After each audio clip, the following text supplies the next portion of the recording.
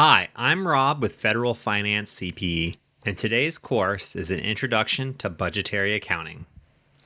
Today we're going to explain what budgetary accounting is and how it relates and differs to proprietary accounting. We're going to trace a flow of budgetary accounting events from appropriation to outlay and introduce the roles of the various stages such as appropriation, apportionment, allotment, commitment, and obligation. Then you're going to be able to identify some common budgetary accounts in the U.S. Standard General Ledger and know their purpose. And finally, you're going to be able to identify the statement of budgetary resources and explain its relationship to budgetary accounts. So let's start today with the question, what does federal accounting need that commercial accounting cannot provide? That answer is budgetary control, which is to say, controlling the time, purpose, and amount of spending. Now, why is budgetary control unique to government entities? And we're specifically talking the federal government here. Well, the reason why federal accounting needs budgetary control is because Congress controls spending of the federal government. They're the ones dictating how much is spent, when it's spent, and why it's spent. And ultimately, it is the law.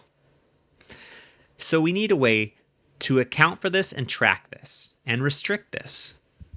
Commercial accounting just does not have this type of legal requirement or framework. These are private entities spending money how they see fit.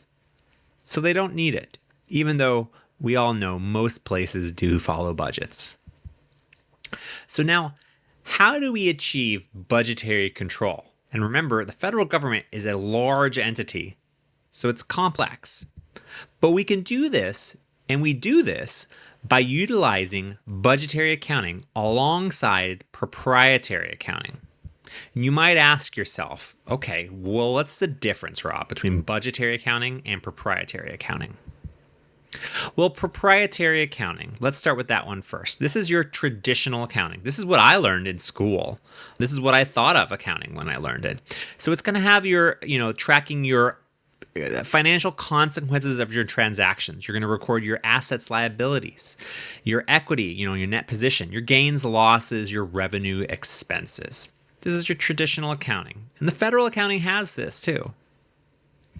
And you'll see here the federal accounting equation. Very minor difference than the normal accounting equation. You have your assets equals your liability plus net position. Now, net position in our case is unexpended appropriations and the cumulative results of operations. And that cumulative results of operations is made up of your gains, revenues, and your expenses and losses. Now, budgetary accounting. What is this exactly?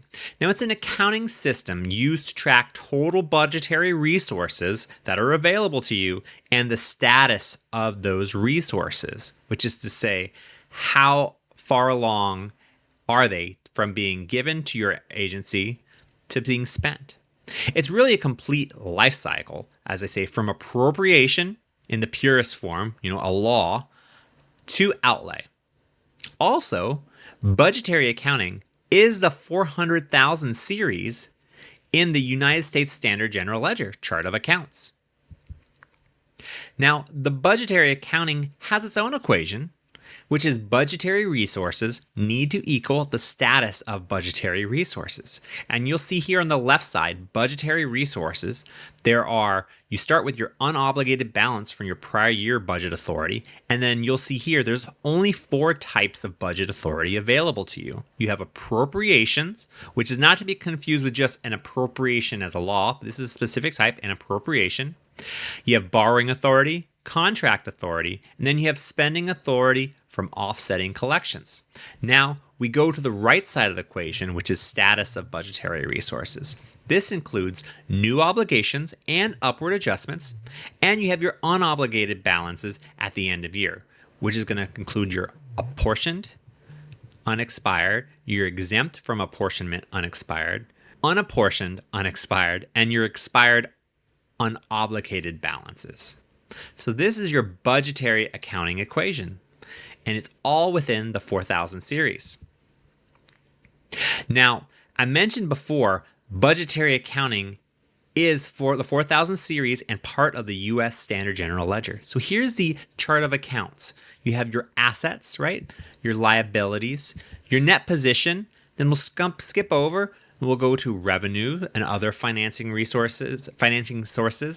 You have expenses, gains, losses, miscellaneous, memorandum accounts, and then shoved in there in that 4000, that is your budgetary accounts. These are essentially two accounting systems. They don't directly interact with each other, right? Your 4000 is self-balancing within that budgetary accounting equation, but also the other proprietary follows their federal accounting equation. So we covered a lot so far. I really wanted to hone on 3 key points for you to know, though. Federal accounting must track legal authority to spend, not just the financial performance of your entity. So that means, while it's important to know how much payroll you've had, how many buildings you bought, you still need to track that authority to spend that Congress gives you. Now, budgetary control is enforced by time, purpose, and amount restrictions. This is to say, if Congress says you have $1 million to spend over the next 2 years to build roads, then you have $1 million to spend over the next 2 years to build roads, and that is it. No more than that. You can't spread it over 3 years, and you can't spend it on sidewalks. And last, budgetary accounting works alongside with proprietary accounting to give you a full financial picture. We're going to go into this in more detail later, where we show an actual journal entries and how they interact. But just know, these two systems operate together and they help each other.